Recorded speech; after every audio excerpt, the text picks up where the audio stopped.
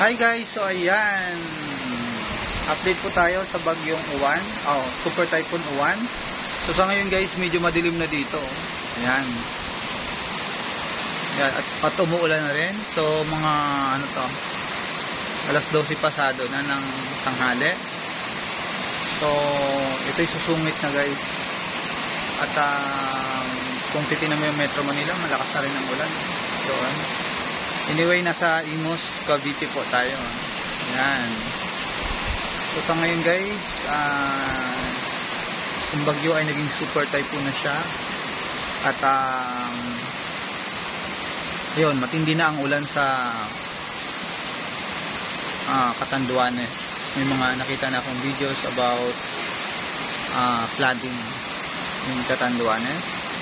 So although dito pa hindi naman tayo hit talaga ng directly, pero well, iba na yung already tayo. So yun guys, so update ko ulit kayo mamaya kasi hanggang gabi kasi ang dating dito.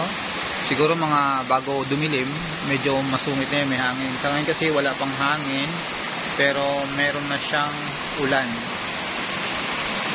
Yan. Kasimula lang din ng ulan, mga ilang oras pa lang siguro. Kasi kaninang umaga wala pa. Pero tingnan mo, madilim na madilim yan. Talagang maano natin ito. Yan o, yan, malakas na yung ulan. Ang alam ko ngayon ay naka-orange warning tayo dito. At signal number 3 po yung Cavite. So yan, mag-ingat po tayo, lalo na po yung mga bababang area dito sa atin, sa Imus City. Evacuate na po kayo, huwag nyo na po antayin na tumaas pa yung tubig bago tayo lumipat. Sa amin naman dito, so far,